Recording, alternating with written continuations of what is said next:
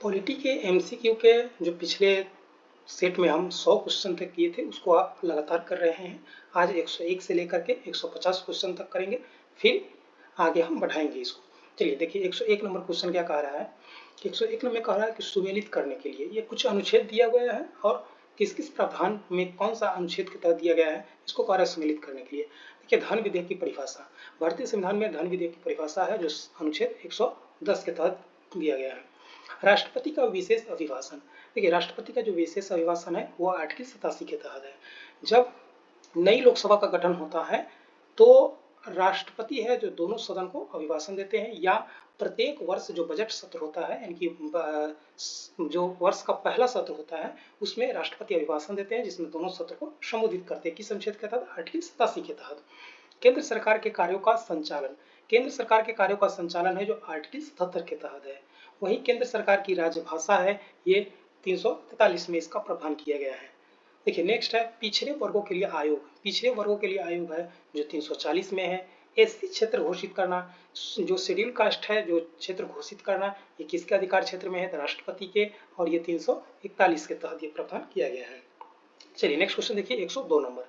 102 number क्या कह रहा है कि राज्यपाल के पद को परिभाषित किया गया है, यानी कि राज्यपाल के पद को किस अनुच्छेद के तहत परिभाषित किया गया है? तो ये आर्टिकल 153 के तहत राज्यपाल के पद को परिभाषित किया गया है।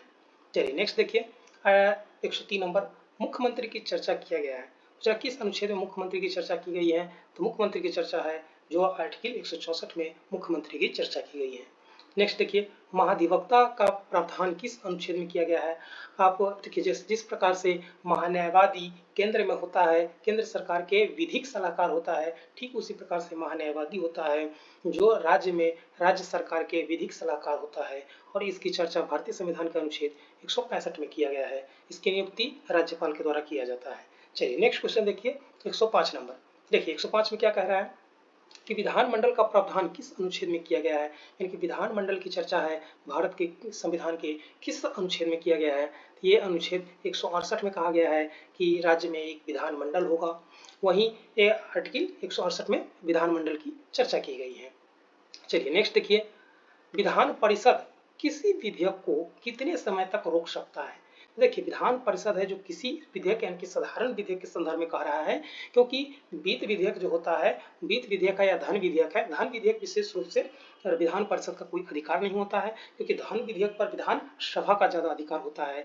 तो इसमें यहाँ पर किसी विधेयक का मतलब हो गया कि हम मान के चलते हैं कि सामान्य विधेयक के बारे में कह रहा है कि अधिकतम समय तक कितने समय तक रोक सकता है? तो ये अधिकतम 4 महीना तक ही रोक सकता है, 4 महीना से अधिक समय तक नहीं रोक सकता है। इसके बाद क्या होगा, वही ज्वाइंट सिटिंग बैठाया जाएगा, यानी कि संयुक्त अधिवेशन का प्रावधान किया जाएगा। चलिए नेक्स्ट देखिए 107 नंबर, विधान परिषद में अधिकतम सीटों की संख्या विधानसभा के तुलना में होती है, यानी कि कह रहा है कि विधान परिषद में अधिकतम सीटों की संख्या विधानसभा के तुलना में कितना हो सकता है? मैक्सिमम, तो मैक्सिमम 1/3 1/3 सदस्य है जो विधानसभा का हो सकता है विधान परिषद में। मैक्सिमम याद रखिएगा यही हो सकता है, और न्यूनतम 40 सीट विधान परिषद में हो सकता है। पूछेगा कि विधान परिषद में मैक्सिमम सीट कितना, तो उस राज्य के विधानसभा के 1/3 से ज्यादा सदस्य नहीं हो सकते हैं, और विधान परिषद की न्यूनतम सदस्य कितना, तो न्यूनतम सदस्य हो जाएगा 40। चलिए 108 नंबर क्वेश्चन, हाईकोर्ट का प्रावधान किया गया है, किस अनुच्छेद के तहत हाईकोर्ट का प्रावधान किया गया है?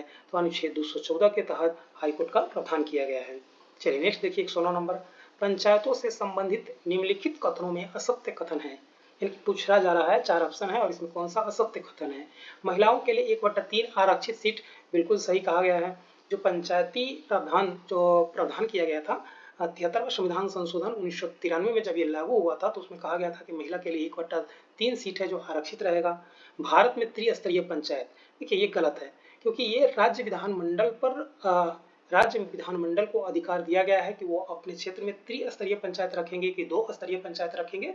इस पर मतलब संविधान पूर्ण रूप में नहीं है, लिखा नहीं गया है, ये इसमें प्रावधान नहीं किया गया। क्योंकि आप देखेंगे कहीं कहीं पर 2 स्तरीय पंचायत है, कहीं कहीं पे 4 स्तरीय पंचायत है, कहीं कहीं त्रिस्तरीय पंचायत है, तो ये विशेष रूप से इसका नहीं प्रावधान किया गया था।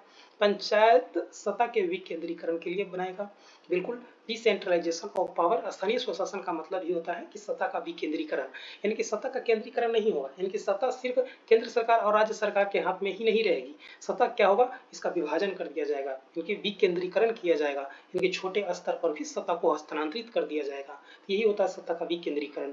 अगला कि पंचायतों का कार्यकाल 5 वर्ष तक होगा, जो उसकी पहली बैठक से होती है, बिल्कुल सही है। तो बैठक के 5 साल होता है। तो भारत में क्या है कि त्रिस्तरीय पंचायत का प्रावधान पूरे जगह लागू नहीं है, कहीं कहीं पर 2 स्तर है, कहीं कहीं पर 4 स्तर भी है, अधिकांश जगह त्रिस्तरीय देखने को मिलता है। तो इस प्रकार से इसमें सत्य कौन सा है, बी नंबर हो जाएगा। चलिए नेक्स्ट देखिए 110 नंबर, 73वां संशोधन लागू हुआ था।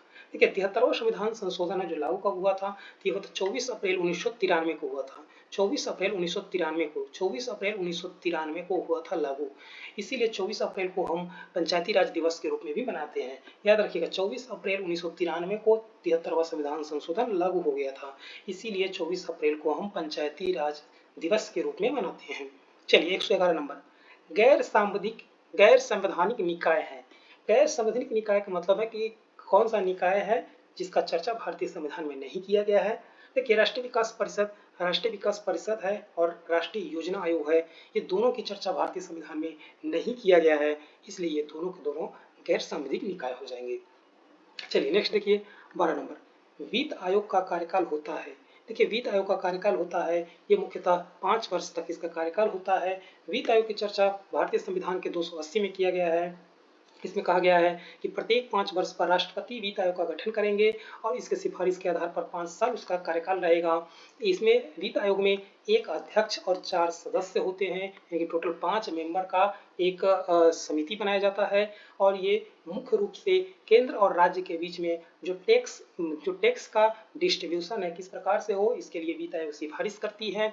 और ये इसका कार्यकाल कितना होता है, 5 वर्ष होता है। अभी आप जानते हैं कि हाल ही में 16वां वित्त आयोग का गठन किया गया था और उसके अध्यक्ष है जो अरविंद पनगडिया है, और इन्होंने अपना सिफारिश राष्ट्रपति को सौंप दिया है और इन्होंने बताया है कि 41% जो टैक्स हस्तांतरण का वो राज्य के पास जाना चाहिए। तो इस प्रकार से वित्त आयोग के बारे में हम जाने हैं। चलिए नेक्स्ट क्वेश्चन देखिए 113 नंबर, कह रहा है कि कौन सा असत्य है, कह रहा है कि कौन सा असत्य है।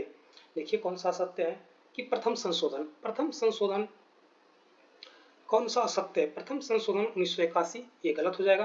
प्रथम संशोधन कब हुआ था, 1951 में हुआ था। आप जानते हैं कि प्रथम संशोधन कब हुआ था, 1951 में हुआ था और उसमें 9वीं अनुसूची जोड़ा गया था और 9वीं अनुसूची में रखे गए विषय पर न्यायालय में चुनौती नहीं दिया जा सकता है। इस प्रकार से प्रथम संविधान संशोधन जो 1951 में हुआ था। 36वां संविधान संशोधन, सिक्किम को पूर्ण राज्य का दर्जा, बिल्कुल सही है, सिक्किम को पूर्ण राज्य का दर्जा 36वां संविधान संशोधन 1975 में हुआ था और सिक्किम को पूर्ण राज्य का दर्जा दिया गया था। नेक्स्ट है 42वां संशोधन, 42वां संविधान संशोधन को लघु संविधान संशोधन भी कहा जाता है। ये बिल्कुल सही है क्योंकि संविधान के बहुत सारे प्रावधान को इसमें चेंज कर दिया गया था, इसीलिए इसे लघु संविधान भी कहा जाता है। 44वां संविधान संशोधन, इसमें संपत्ति के अधिकार को समापन कर दिया गया था, ये भी बिल्कुल सही है। जो संपत्ति के जो अधिकार है वो मूल अधिकार से हटा करके उसे संवैधानिक अधिकार में रख दिया गया और संपत्ति के जो अधिकार वर्तमान में है वो भारतीय संविधान के अनुच्छेद 300A और भाग 12 में रख दिया गया है। लेकिन प्रारंभ जब संविधान हुआ था तो जो संपत्ति का अधिकार है वो मूल अधिकार हुआ करता था, लेकिन वर्तमान में क्या है, ये एक संवैधानिक अधिकार हो गया है, मूल अधिकार अब नहीं रह गया है। तो किस अधिकार से नहीं रह गया मूल अधिकार, तो 44वां संविधान संशोधन से संपत्ति का अधिकार को मूल अधिकार से समाप्त करके इसे एक विधिक अधिकार या संवैधानिक अधिकार के रूप में आर्टिकल 300A में रख दिया गया है और इसे भाग 12 में वर्तमान में रख दिया गया है। चलिए नेक्स्ट है 52वां संविधान संशोधन। देखिए 52वां संविधान संशोधन है जो दल बदल का प्रावधान करता है और 10वीं अनुसूची इसके तहत जोड़ा गया था। 61वां संविधान संशोधन, मताधिकार की आयु 18 वर्ष। देखिए 61वां संविधान संशोधन के तहत 21 वर्ष से जो पहले मताधिकार की आयु थी यानी कि वोट देने का अधिकार न्यूनतम 21 वर्ष थी, उसको घटा करके 18 वर्ष कर दिया गया था और ये राजीव गांधी सरकार के द्वारा किया गया था। 73वां संशोधन, ये पंचायत का प्रावधान किया गया था और अनुसूची 11 संविधान में जोड़ा गया था। 74वां संशोधन, ये नगर पालिका था नगरपालिका का प्रावधान किया गया और 12वीं अनुसूची संविधान में जोड़ा गया था। 84वां संविधान संशोधन है जो संसद में सीटों की संख्या से है, ये बिल्कुल सही है। कहा गया था कि 2026 तक जो संसद में सीटों की संख्या है वो 1971 के जनगणना के आधार पर जो जैसे है वैसे ही रहेगा। तो जो अब जनगणना होगी और अब डिलिमिटेशन होगा, इनकी परिसीमन होगा, उसके बाद लोकसभा और राज्यसभा का सीट बढ़ाया जाएगा। चलिए 10 नंबर में क्या है कि 51वां संविधान संशोधन, मंत्रिमंडल का आकार 15% कर दिया गया था। बिल्कुल सही है। 51वें संविधान संशोधन के तहत कहा गया कि मंत्रिमंडल का जो आकार है वो 15% फिक्स कर दिया गया, यानी कि लोकसभा का 15%, यानी कि लोकसभा के 15% से अधिक को सदस्य को मंत्री नहीं बनाया जाएगा और राज्य में विधानसभा के 15% से अधिक सदस्य को मंत्री नहीं बनाया जाएगा, यानी कि टोटल जो मेंबर होते हैं सदन के तो उसके 15% अधिक सदस्य को मंत्री नहीं बनाया जा सकता है। ये किसमें फिक्स कर दिया गया था? 51वें संविधान संशोधन में कर दिया गया था। पहले क्या होता था कि गठबंधन की सरकार होने की वजह से बहुत सारे लोग को मंत्री बना दिया जाता था खुश करने के लिए, तो इसी चीज को रोकने के लिए फिक्स कर दिया गया कि टोटल सदन का मेंबर के 15% से अधिक सदस्य मंत्री नहीं बन सकते हैं। आइए 11 में क्या कह रहा है कि 122वां संशोधन विधेयक, 122वां संशोधन विधेयक है जो जीएसटी से था। विधेयक यहाँ पर कह रहा है, ध्यान रखेंगे विधेयक और अधिनियम में अंतर होता है। विधेयक का मतलब होता है कि जब सदन में कोई भी संशोधन से संबंधित प्रस्ताव लाया जाता है तो उसे विधेयक कहा जाता है और दोनों सदन से पास होकर जब राष्ट्रपति उस पर अपना सिग्नेचर कर देते हैं, राष्ट्रपति हस्ताक्षर कर देते हैं, राष्ट्रपति अपना अप्रूवल दे देते हैं, तब उसे अधिनियम कहा जाता है। तो अधिनियम और विधेयक में अंतर होता है। विधेयक का मतलब है कि अभी दोनों सदन से पास नहीं हुआ है, राष्ट्रपति साइन नहीं किए, कानून नहीं बना है, तब तक वो विधेयक कहलाता है। जब कानून बन जाती है यानी कि दोनों सदन से पास हो जाते हैं, राष्ट्रपति उस पर अपना सहमति दे देते हैं, तब वो क्या होते हैं? अधिनियम बन जाते हैं, तब वो कानून बन जाते हैं। तो 122वां संशोधन विधेयक है वो जीएसटी से संबंधित था और जब जीएसटी पास हो गया, जब कानून बन गया, तब वो विधेयक कहलाया और विधेयक नहीं तब अधिनियम कहलाया, तब 101वां अधिनियम कहलाएगा, तब 101वां संविधान संशोधन अधिनियम कहलाएगा। तो जीएसटी का संबंध विधेयक में पूछेगा तो 122वां और अधिनियम में पूछेगा तो 101वां क्रम का अधिनियम था। तो इस प्रकार से जीएसटी हो जाएगा 122वां संविधान संशोधन विधेयक, बिल्कुल सही है।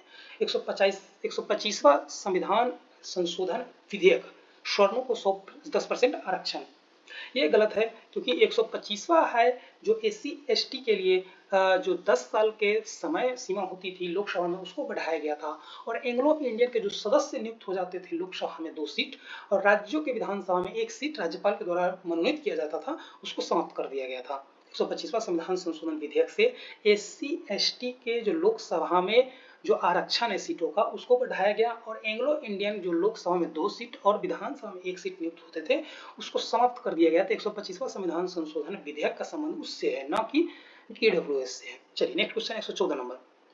114 नंबर क्वेश्चन क्या कर रहा है कि वित्तीय आपातकाल का प्रावधान अब तक कितनी बार लगाया गया है? देखिए वित्तीय आपातकाल है जो भारतीय संविधान के अनुच्छेद 360 में इसका जिक्र किया गया है और अभी तक एक बार भी इसे नहीं लगाया गया है। आप याद रखेंगे 3 प्रकार के तीन प्रकार के आपातकाल की चर्चा की गई है। एक राष्ट्रीय आपातकाल है 352 में है, एक राष्ट्रपति शासन है 356 में है, एक है वित्त आपातकाल 360 में है। ये 3 प्रकार की आपातकाल की चर्चा की गई है जिसमें उपरोक्त 2 प्रकार की जो आपातकाल है जैसे राष्ट्रीय आपातकाल और राष्ट्रपति शासन है जिसे प्रभावी बनाया गया है, लागू किया गया है समय समय पर, लेकिन अभी तक वित्तीय आपातकाल का प्रावधान भारतीय संविधान में कभी भी लागू नहीं हो सका है। चलिए नेक्स्ट क्वेश्चन 115। देखिए 115 में क्या कह रहा है? 115 में कह रहा है कि राष्ट्रपति द्वारा प्रधानमंत्री की नियुक्ति किस अनुच्छेद के तहत की जाती है? यानी कि राष्ट्रपति है जो प्रधानमंत्री की नियुक्ति किस अनुच्छेद के तहत करते हैं? ये हो जाएगा अनुच्छेद 75 के तहत प्रधानमंत्री की नियुक्ति है जो राष्ट्रपति करते हैं। आप याद रखेंगे कि प्रधानमंत्री का नियुक्ति होता है और वो कौन करते हैं? तो वो राष्ट्रपति करते हैं। आइए 16 नंबर। भारतीय संसद के अनिवार्य अंग कौन कौन माने जाते हैं? भारतीय संसद के अनिवार्य अंग कौन कौन से माने जाते हैं? तो इसका हो जाएगा लोकसभा हो जाएगा, राज्यसभा हो जाएगा और राष्ट्रपति हो जाएगा। ये तीनों के तीनों अंग है जो भारतीय संसद के अंग माने जाते हैं। भारतीय संविधान के अनुच्छेद 79 में इस चीज का प्रावधान किया गया है कि लोकसभा, राज्यसभा और राष्ट्रपति मिलकर के भारतीय संसद का निर्माण करेगी। इस प्रकार से ये तीनों अंग है जो संसद के अनिवार्य अंग है। 117 नंबर क्वेश्चन, राष्ट्रपति का वीटो पावर किस देश से लिया गया है? तो राष्ट्रपति के जो वीटो पावर है वो कहाँ से लिया गया है, वो अमेरिका से लिया गया है। नेक्स्ट देखिए 118 नंबर, राष्ट्रपति चुनाव में कौन शामिल होता है, तो लोकसभा के निर्वाचित सदस्य, बिल्कुल लोकसभा के निर्वाचित सदस्य शामिल होंगे, राज्यसभा के निर्वाचित सदस्य शामिल होंगे, राज्य विधानसभा के निर्वाचित सदस्य होंगे, ये बिल्कुल सही है। और दिल्ली और पुदुचेरी विधानसभा के निर्वाचित सदस्य भी शामिल होंगे। तो आप याद रखिएगा जो भी लोग इसमें शामिल होंगे, लोकसभा हो, राज्यसभा हो, विधानसभा हो, सभी निर्वाचित सदस्य शामिल होंगे, यानी कि मनोनीत सदस्य शामिल इसमें नहीं होते हैं। इस बात को ध्यान रखिएगा, सिर्फ निर्वाचित सदस्य ही शामिल होते हैं। आइए 119 नंबर, राष्ट्रीय आपातकाल का प्रावधान किस देश से लिया गया है, तो राष्ट्रीय आपातकाल की प्रावधान किस देश के संविधान से लिया गया है, तो ये जर्मनी के वाइमर संविधान से लिया गया है। राष्ट्रीय आपातकाल की चर्चा भारतीय संविधान के अनुच्छेद 352 में की गई है, और इस कहाँ से हम लोग अधिग्रहण किए हैं, तो ये जर्मनी के संविधान से लिया गया है। संविधान में मंत्रिमंडल कैबिनेट शब्द की चर्चा मात्र एक बार ही की गई है, वह अनुच्छेद है। देखिए संविधान, मूल संविधान है, उसमें मंत्रिमंडल की चर्चा नहीं की गई थी, मंत्री परिषद की चर्चा की गई है। लेकिन 44वां संविधान संशोधन करके एक जगह मंत्रिमंडल यानी कि कैबिनेट शब्द को जोड़ा गया है, और ये जोड़ा गया है 352 में। अब जिक्र कर रहे थे अभी हम कि अनुच्छेद 352 है, इसमें राष्ट्रीय आपातकाल की चर्चा की गई है। इसमें कहा गया है कि मंत्रिमंडल के सिफारिश यानी कि लिखित सिफारिश के बिना राष्ट्रपति है जो राष्ट्रीय आपातकाल की घोषणा नहीं कर सकते हैं। इसी में एक बार है जो मंत्रिमंडल शब्द जोड़ा गया है, और ये मूल संविधान में नहीं था, 44वां संविधान संशोधन करके इसको जोड़ा गया है मंत्रिमंडल सर। देखिए मंत्रिपरिषद होता है, मंत्रिपरिषद में ऐसी कुछ जो खास मंत्री होते हैं उसी को मंत्रिमंडल के समूह में शामिल किया जाता है। तो मंत्रिमंडल कुछ नया चीज नहीं है, मंत्रिपरिषद से ही उपजा एक शब्द है, जिसमें मंत्रिपरिषद में बहुत सारे मंत्री होंगे, लेकिन जो कुछ खास मंत्री होंगे उसके समूह को मंत्रिमंडल, उसे कैबिनेट कहा जाता है। जब राष्ट्रीय आपातकाल की बात आती है तो इसी में चर्चा की गई है कि मंत्रिमंडल के लिखित सलाह पर राष्ट्रपति राष्ट्रीय आपातकाल की घोषणा कर सकते हैं। यही चर्चा कहाँ है, 352 में है। चलिए नेक्स्ट देखिए, पूर्व प्रधानमंत्री स्वर्गीय वीपी सिंह हमेशा किस अनुच्छेद का लागू करने की मांग करते थे। तो देखिए वीपी सिंह है, इनको हमेशा ऐसी इच्छा था कि यूसीसी कानून है उसको लागू कर दिया जाए, तो ये हर समय इस चीज़ का हिमायती रहे हैं। और यूसीसी की चर्चा किस अनुच्छेद में है, ये अनुच्छेद 44 में है। इसमें समान नागरिक कानून की जो चर्चा है वो आर्टिकल 44 में है। इसीलिए जो वीपी सिंह है हमेशा इस अनुच्छेद की लागू करने की मांग है जो करते रहे हैं। वो अनुच्छेद 44 डीपीएसपी में समान नागरिक संहिता की चर्चा की गई है। चलिए आइए 122 नंबर, भारतीय न्यायिक व्यवस्था में सर्वोच्च पद किसमें निहित होता है। देखिए न्यायिक व्यवस्था में पूछा जा रहा है कि सर्वोच्च पद किसमें निहित होता है, तो जो न्यायपालिका है उसमें सबसे बड़े पद किसको दिया गया है, तो सीजेआई को दिया गया है। इनके चीफ जस्टिस ऑफ इंडिया होते हैं, उनको न्यायपालिका में सर्वोच्च पद निहित किया गया है। ये कौन हो जाएंगे, ये मुख्य न्यायाधीश हो जाएंगे, इनकी CJI chief justice of India. Bharat के वर्तमान मुख्य न्यायाधीश कौन है, वर्तमान मुख्य न्यायाधीश कौन है, तो ये जस्टिस सूर्यकांत सर है जो वर्तमान मुख्य न्यायाधीश है। आइए 124 नंबर, राज्यपाल अपने पद पर कितने समय तक रह सकते हैं। देखिए राज्यपाल का समय, जो अपने पद का समय है वो राष्ट्रपति के पद पर शांत दिया गया है। आर्टिकल जब 156 आप पढ़िएगा, आर्टिकल 156 में राष्ट्रपति के कार्यकाल 5 वर्ष दिया गया है। वहीं 56(2) में कहा गया है कि राज्यपाल है, राज्यपाल के कार्यकाल की चर्चा 156 में की गई है, लेकिन उसी में कहा गया है कि राज्यपाल है जो राष्ट्रपति के प्रसाद पर्यंत अपना पद धारण करेंगे। इस प्रकार से इसका आंसर हो जाएगा टी नंबर, राष्ट्रपति के प्रसाद पर्यंत। आइए नेक्स्ट क्वेश्चन है, राज्यपाल पद के लिए न्यूनतम उम्र सीमा कितनी है। राज्यपाल पद के लिए न्यूनतम उम्र सीमा कितनी है, तो 35 वर्ष है। वहीं 25 वर्ष जब आप लोकसभा का सदस्य या विधानसभा का सदस्य बनना चाहते हैं तो न्यूनतम उम्र 25 वर्ष होनी चाहिए। जब आप राज्यसभा का या राज्य विधान परिषद का सदस्य बनना चाहते हैं आपकी न्यूनतम आयु 30 वर्ष होनी चाहिए। राष्ट्रपति, उपराष्ट्रपति और राज्यपाल के लिए आपका न्यूनतम उम्र है जो 35 वर्ष होनी चाहिए। चलिए नेक्स्ट क्वेश्चन देखिए, राज्यपाल का वेतन वर्तमान में कितना है, तो इसमें से कोई नहीं हो जाएगा। राज्यपाल का वेतन लगभग 3.5 लाख रुपया प्रति माह दिया जाता है, तो इसमें से कोई नहीं हो जाएगा। चलिए, भारत के प्रथम मुख्य न्यायाधीश कौन थे, भारत के प्रथम मुख्य न्यायाधीश हीरालाल जेकानिया साहब थे। इसका आंसर हो जाएगा बी नंबर, भारत के प्रथम मुख्य न्यायाधीश हीरालाल जेकानिया, वर्तमान में सूर्यकांत वर्मा सर है। चलिए नेक्स्ट देखिए, 128 नंबर क्वेश्चन क्या कह रहा है, आइए, 128 नंबर क्वेश्चन है कि भारत के मुख्य न्यायाधीश पद पर कोई व्यक्ति कितने समय तक रह सकता है। देखिए, इसकी कोई चर्चा नहीं की गई है। मुख्य न्यायाधीश हो या न्यायाधीश हो, इसके कार्यकाल की चर्चा भारतीय संविधान में नहीं की गई है। बस इतना ही कहा गया है कि सुप्रीम कोर्ट के जो न्यायाधीश होंगे वो 65 वर्ष की आयु में रिटायर्ड कर जाएंगे और हाई कोर्ट के जो न्यायाधीश होंगे वो 62 वर्ष की आयु में रिटायर्ड कर जाएंगे। अगर व्यक्ति कोई चीफ जस्टिस ऑफ इंडिया यानी कि मुख्य न्यायाधीश बन जाते हैं और तब उनकी आयु कम है 65 वर्ष से, जब तक 65 वर्ष पूरा ना हो जाता है तब तक वो अपने पद पर आसीन रहेंगे। तो ये हो जाएगा 65 वर्ष की उम्र तक। मान लीजिए 2 ही 3 दिन काम किए, 65 वर्ष पूर गया तो रिटायर्ड कर जाएंगे। अगर 1-2 साल काम किए, 65 वर्ष पूर गया तब रिटायर्ड करेंगे। तो इसके लिए 65 वर्ष की उम्र का ही इंतजार किया जाएगा। इसके लिए कोई समय सीमा फिक्स नहीं किया गया है। आइए 129, वर्तमान में भारत में कितने उच्च न्यायालय है। वर्तमान में भारत में 25 सुप्रीम कोर्ट है।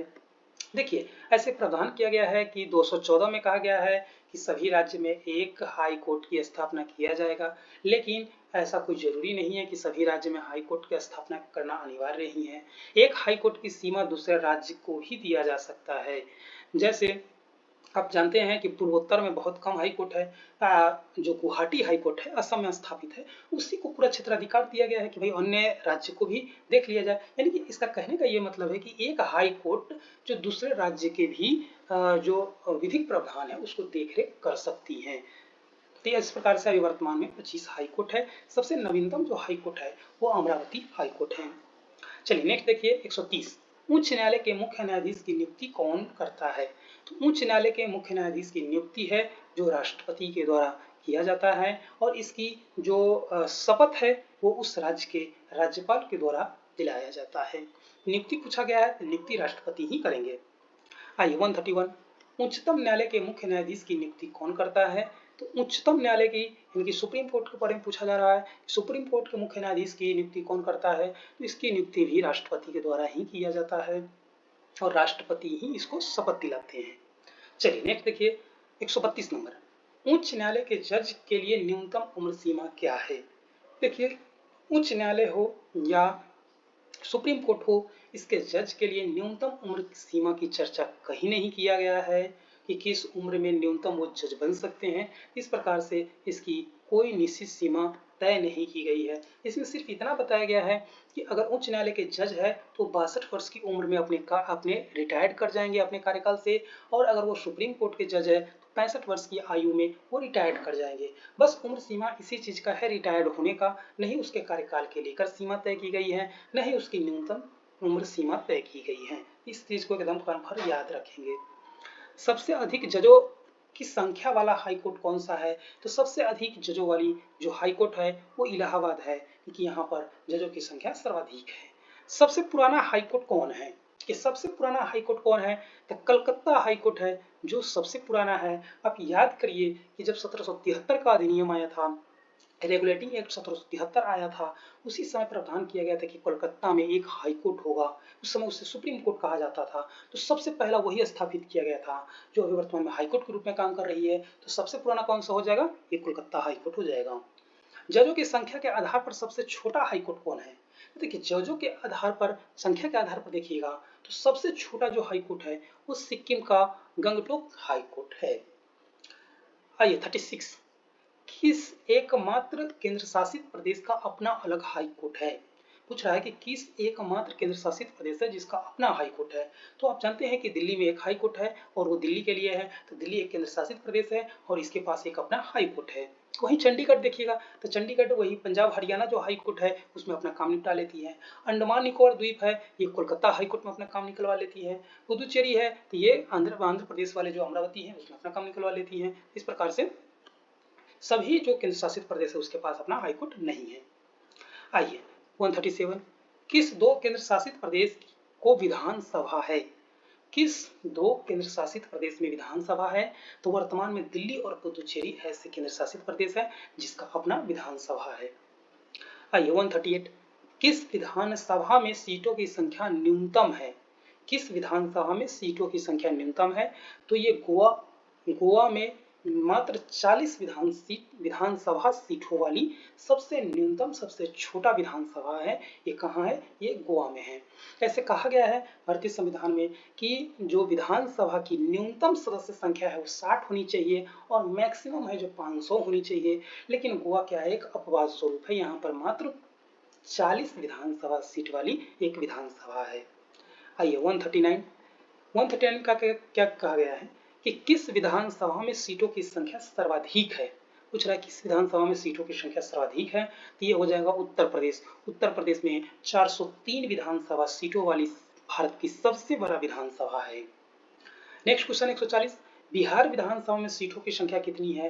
तो बिहार विधानसभा में वर्तमान में 243 सीट है, यानी कि बिहार विधानसभा में वर्तमान में कितना सीट है? तो 243 है। वहीं बिहार में लोकसभा की सीट कितनी है? तो बिहार में लोकसभा की सीट 40 है। बिहार में राज्यसभा की सीट कितनी है? तो बिहार में राज्यसभा की सीट 16 है। बिहार में विधान परिषद भी है, तो बिहार में विधान परिषद की कितनी सीट है? तो बिहार में विधान परिषद के लिए कितना सीट है? तो 75 सीट है बिहार विधान परिषद के लिए।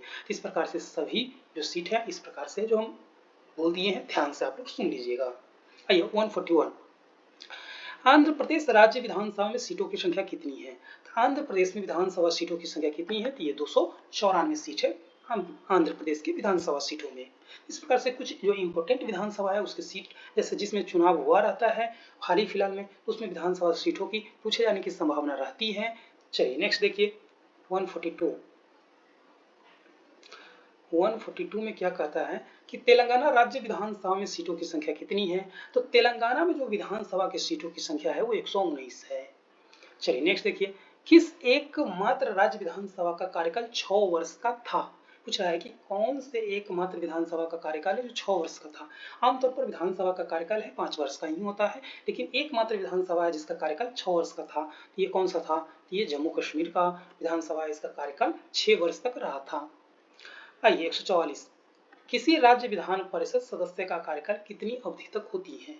किसी राज्य विधान परिषद के सदस्यों के कार्यकाल, तो विधान परिषद के सदस्यों का कार्यकाल है जो 6 वर्ष का होता है। विधान परिषद है जो पूर्ण रूप से समाप्त नहीं होती है या एक बार में पूरे सदस्य का चुनाव नहीं होता है, वो 6 वर्ष का कार्यकाल होती है और प्रत्येक 2 वर्ष पर 1/3 सदस्य रिटायर्ड होते रहते हैं और उतने ही सदस्यों का चुनाव होते रहता है। रोटेशन के आधार पर ये चलता रहता है, ये कभी पूर्ण रूप से समाप्त नहीं होती है या पूरे के पूरे विधानसभा सदस्यों का चुनाव एक बार नहीं होता है। जिस प्रकार से विधानसभा का सदस्य है, विधानसभा में क्या होती है कि 5 साल के बाद पूरे समाप्त हो जाती है और सभी सदस्य नवीनतम रूप से चुनकर आते हैं, लेकिन विधान परिषद में ऐसे नहीं होते, रोटेशन के आधार पर चुनाव होते रहती है। आइए 145, विधान परिषद में सर्वाधिक सीट वाला राज्य कौन सा है? तब विधान परिषद में सर्वाधिक सीट है जो किसका है? ये उत्तर प्रदेश का है, यहाँ पर 100 सीट है विधान परिषद में। चलिए नेक्स्ट देखिए, विधान परिषद सदस्य की न्यूनतम आयु क्या होनी चाहिए? तो विधान परिषद के लिए जो न्यूनतम सदस्य उम्र है कितनी होनी चाहिए? तो वो 30 वर्ष होनी चाहिए।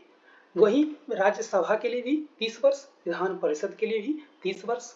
जब आप नगर पालिका या पंचायत चुनाव लड़ते हैं तो न्यूनतम आयु 21 वर्ष होनी चाहिए। इनकी मुखिया बनने के लिए क्या आगे क्वेश्चन भी है कि मुखिया बनने के लिए कितना न्यूनतम आयु होनी चाहिए? तो 21 वर्ष। इनके स्थानीय स्वशासन का चुनाव लड़ने के लिए 21 वर्ष। आपको नगर पालिका में वार्ड बनने के लिए 21 वर्ष।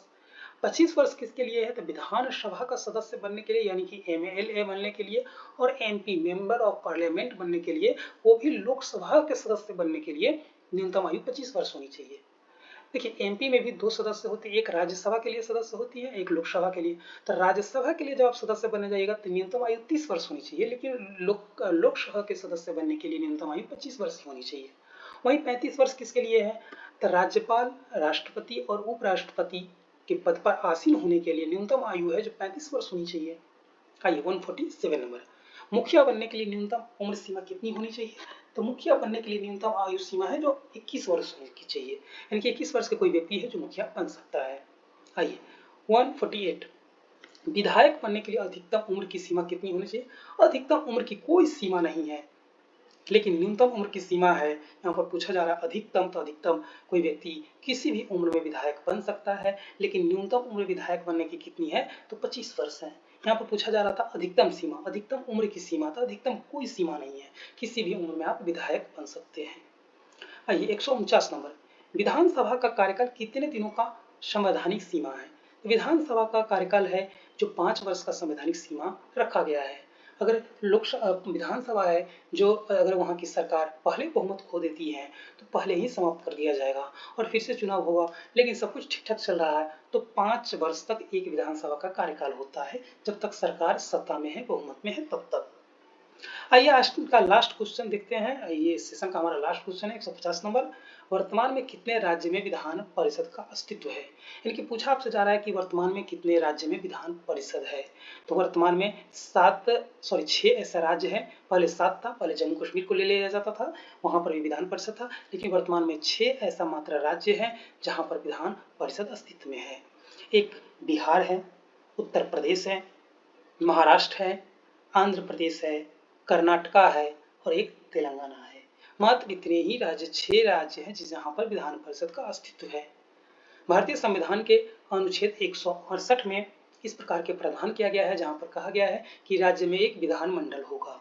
168 में कहा गया है कि एक विधान मंडल होगा। 169 में विधान परिषद की चर्चा की गई है। 169 में विधान परिषद की चर्चा की गई है। 170 में कहा गया है कि विधानसभा का गठन किया जाएगा। वहीं 171 में कहा गया है कि विधान परिषद की संरचना किस प्रकार से होगी। संरचना का मतलब है कि कितने सदस्य किस क्षेत्र से चुनकर आएंगे, कितने सदस्य को राज्यपाल मनोनीत करेंगे, इसके बारे में चर्चा भारतीय संविधान के अनुच्छेद 171 में किया गया है। तो इस प्रकार से विधान परिषद से संबंधित कुछ फैक्ट था। विधान परिषद के सदस्यों का कार्यकाल 6 वर्ष का होता है और विधान परिषद है वर्तमान में भारत के 6 राज्यों में है। इस प्रकार से तो आज का सेशन हम यहीं पर समाप्त करते हैं, फिर अगला लाएंगे, उसमें फिर 50 क्वेश्चन का डिस्कशन करेंगे। जय हिंद, जय भारत। अगर आपको अच्छा लगे तो लाइक कर लीजिएगा, चैनल को सब्सक्राइब कर लीजिएगा और शेयर कीजिएगा, मन होगा तो कमेंट भी कर दीजिएगा।